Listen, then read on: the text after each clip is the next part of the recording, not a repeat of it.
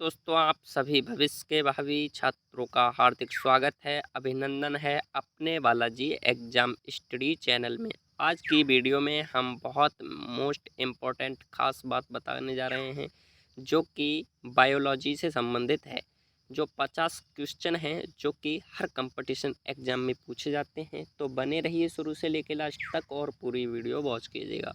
जैसे SSC, police, railway, लेखपाल, CTET, UPTET तथा अन्य साइंस से संबंधित जहाँ भी परीक्षा होती है ये क्वेश्चन ज़रूर पूछे जाते हैं।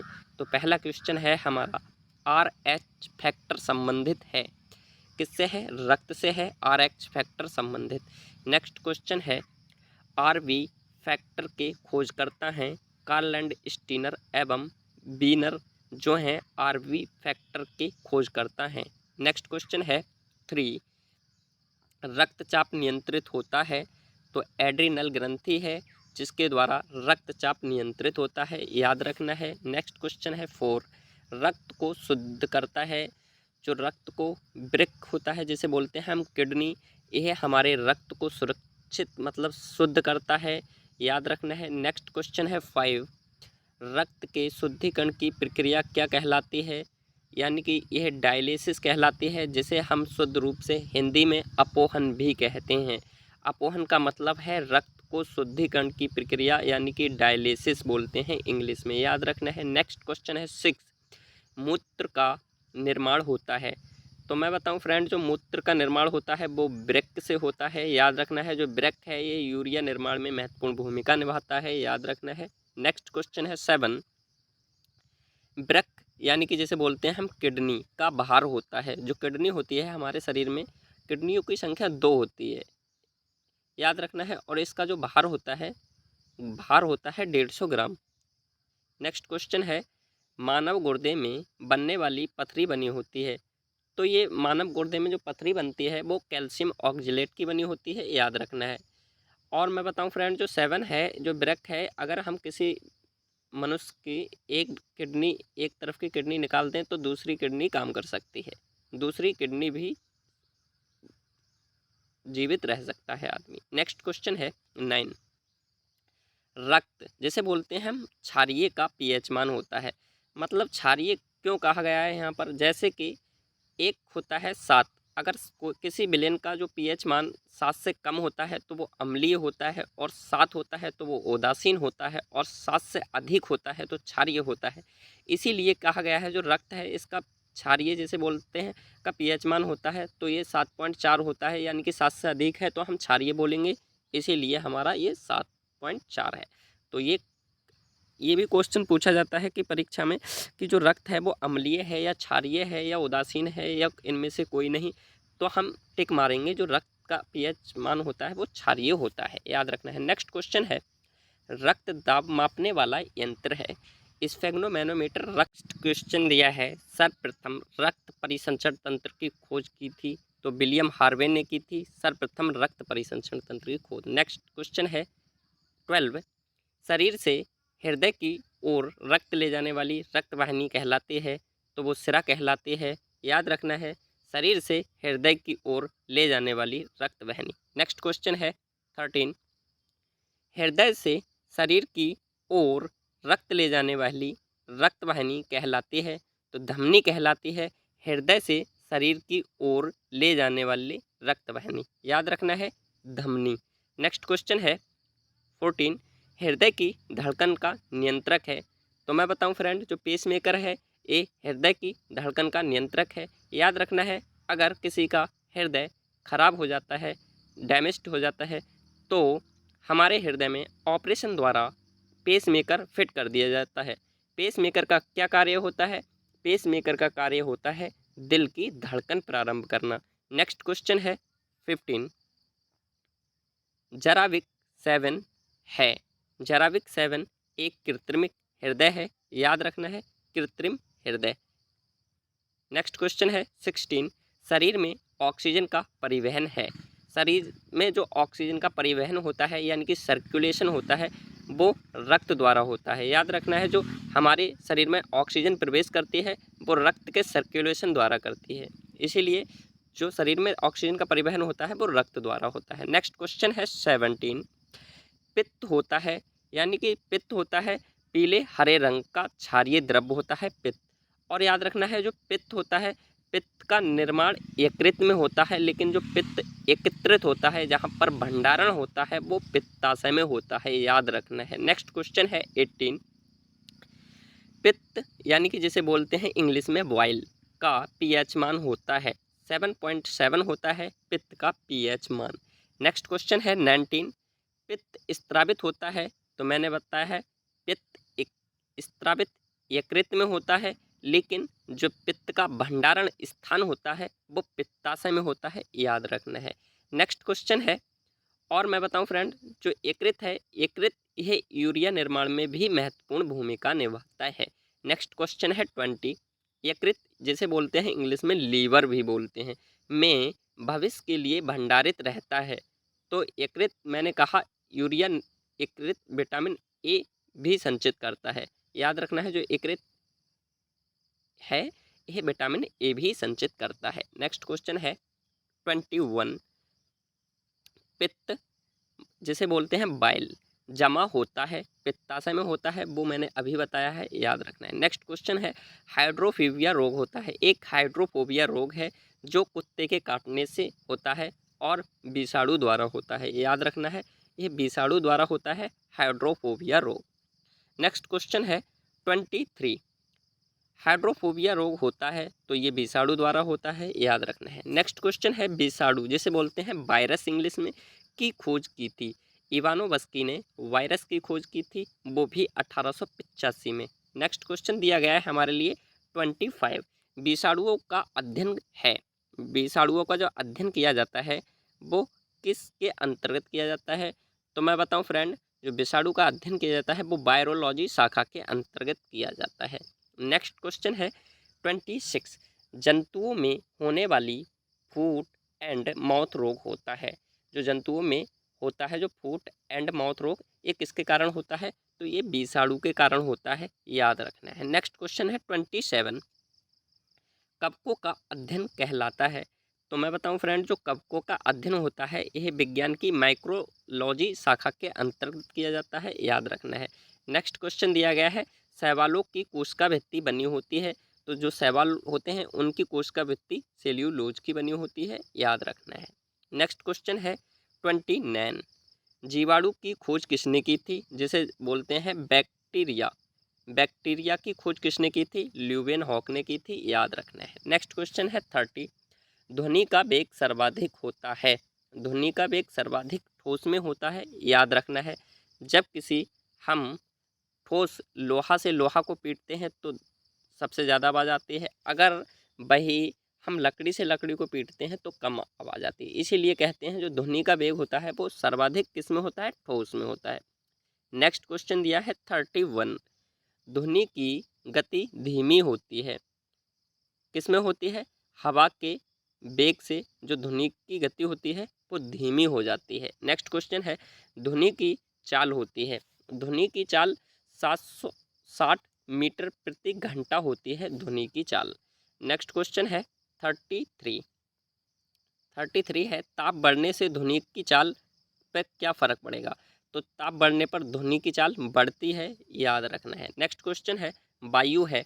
वायु एक मिश्रण है विभिन्न गैसों का। वायु में निम्न गैसें पाई जाती हैं: नाइट्रोजन 76%, ऑक्सीजन 21%, कार्बन डाइऑक्साइड 0.03%, ऐसे अन्य गैस पाई जाती हैं। इसलिए जो वायु है यह एक मिश्रण है। नेक्स्ट क्वेश्चन है 35। वायु उदाहरण है गैस का, गैस में विलयन का उदाहरण है वायु। नेक्स्ट क्वेश्चन है 36। हवा में ध्वनि का वेग होता है 332 मीटर प्रति सेकंड होता है। हवा में ध्वनि का वेग, जो ध्वनि होती है, जो हवा में ध्वनि की चाल होती है यानी कि वेग जिसे बोलते हैं, वो होता है 332 मीटर प्रति सेकंड। नेक्स्ट क्वेश्चन दिया गया है 37। ध्वनि की तीव्रता की इकाई है।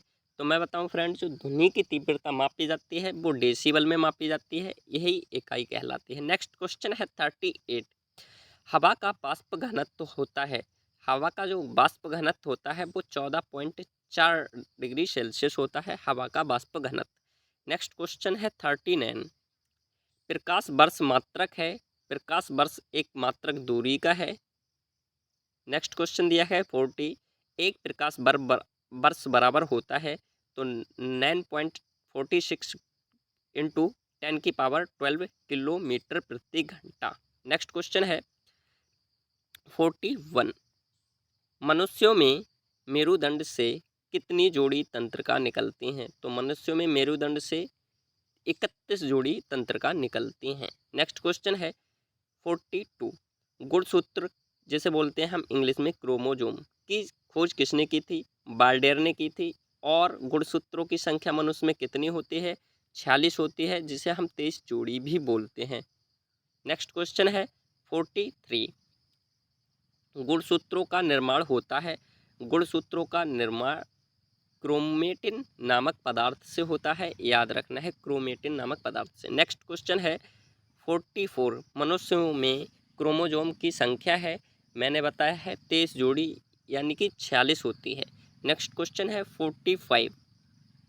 जीवन की सबसे छोटी रचनात्मक एवं कार्यात्मक इकाई क्या है?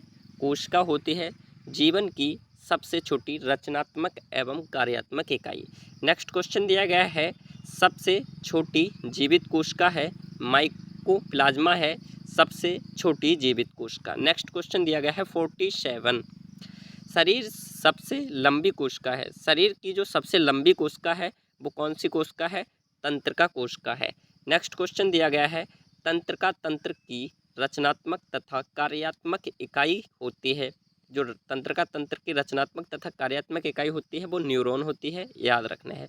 नेक्स्ट क्वेश्चन दिया गया है हमारे लिए 49। कोशिका शब्द का निर्माण हो किसने किया था? जो कोशिका शब्द है इसका निर्माण सबसे पहले रॉबर्ट हुक ने किया था, याद रखना है। नेक्स्ट क्वेश्चन दिया गया है 50। कोशिका का आनुवंशिक पदार्थ है, कोशिका का आनुवंशिक पदार्थ डीएनए है, याद रखना है, डीएनए। नेक्स्ट क्वेश्चन दिया गया है 51। कोशिका का अध्ययन है, कोशिका का अध्ययन किस शाखा के अंतर्गत किया जाता है? तो वो साइटोलॉजी शाखा के अंतर्गत कोशिका का अध्ययन किया जाता है। नेक्स्ट क्वेश्चन दिया गया है 52। कोशिका के भीतर श्वसन का केंद्र होता है, माइटोकॉन्ड्रिया द्वारा हम श्वसन करते हैं, याद रखना है। नेक्स्ट क्वेश्चन दिया गया है 53। समसूत्री विभाजन होता है, कायिक कोशिकाओं में होता है समसूत्री विभाजन, कायिक कोशिकाएं। नेक्स्ट क्वेश्चन दिया गया है 54। अर्धसूत्री विभाजन होता है, लिंगी जनन करने वाले कोशिकाओं में होता है अर्धसूत्री विभाजन। नेक्स्ट क्वेश्चन है 55। स्तंभकंद, धनकंद, शल्कंद तथा प्रकंद का उदाहरण है क्रमशः आलू, प्याज तथा अदरक व हल्दी, याद रखना है। स्तंभकंद, धनकंद, शल्कंद तथा प्रकंद का उदाहरण है। नेक्स्ट क्वेश्चन है 56। अमरूद, अंगूर, शरीफा तथा टमाटर के खाने योग्य भाग है, फल भित्ति है, याद रखना है। अमरूद, अंगूर, शरीफा तथा टमाटर के खाने योग्य भाग। नेक्स्ट क्वेश्चन दिया गया है हमारे लिए 57। आम, पपीता तथा बेर के खाने योग्य भाग है, मध्य फल भित्ति है, आम, पपीता तथा बेर का खाने योग्य भाग। नेक्स्ट क्वेश्चन दिया गया है 58। फूल गोभी का खाने योग्य भाग है, पुष्पक्रम खाया जाता है फूल गोभी का पार्ट, जो फूल गोभी का कौन सा पार्ट खाया जाता है? पुष्पक्रम वाला। नेक्स्ट क्वेश्चन दिया गया है 59। हल्दी में पीला रंग का कारण है कुरकुमिन है, याद रखना है। हल्दी में पीला रंग का कारण कुरकुमिन। नेक्स्ट क्वेश्चन दिया गया है 60। टमाटर में लाल रंग का कारण है, टमाटर में लाल रंग का कारण लाइकोपीन है, याद रखना है, लाइकोपीन। नेक्स्ट क्वेश्चन दिया गया है 61। अदरक तथा आलू में खाने योग्य भाग है, तना है अदरक तथा आलू का खाने योग्य भाग। नेक्स्ट क्वेश्चन दिया गया है 62। दूध में पाई जाने वाली शर्करा है, लैक्टोज शर्करा पाई जाती है दूध में, याद रखना है। नेक्स्ट क्वेश्चन है 63। सबसे लंबा कृमि वर्म है, टेप वर्म है सबसे लंबा कृमि वर्म। नेक्स्ट क्वेश्चन दिया गया 64, कपड़ा सुखाने तथा दूध से मक्खन निकालने वाली मशीन कार्य करती है, अपकेंद्रीय बल पर कार्य करती है। याद रखना है, कपड़ा सुखाने वाली तथा दूध से मट्ठा बनाने वाली मशीन। नेक्स्ट क्वेश्चन है 65, दूध से क्रीम निकालने पर घनत्व बढ़ता है। याद रखना है, जब हम दूध से क्रीम निकालते हैं यानी कि जो दही होता है, दही से हम मक्खन निकालते हैं, तो जो घनत्व होता है वो बढ़ता है। नेक्स्ट क्वेश्चन है 66, एक अश्वशक्ति बराबर होता है, एक अश्वशक्ति बराबर 746 वाट होता है। याद रखना है आपको। नेक्स्ट क्वेश्चन है 67, जल का घनत्व अधिकतम तथा आयतन न्यूनतम होता है 4 डिग्री सेल्सियस पर। जल का जो घनत्व होता है वो अधिकतम तथा आयतन न्यूनतम होता है 4 डिग्री सेल्सियस पर। नेक्स्ट क्वेश्चन है मूल रंग कहलाते हैं, मूल रंग कहलाते हैं नीला, लाल, हरा मूल रंग कहलाते हैं। नेक्स्ट क्वेश्चन है 69, इंद्रधनुष का निर्माण किन किन क्रियाओं के द्वारा होता है।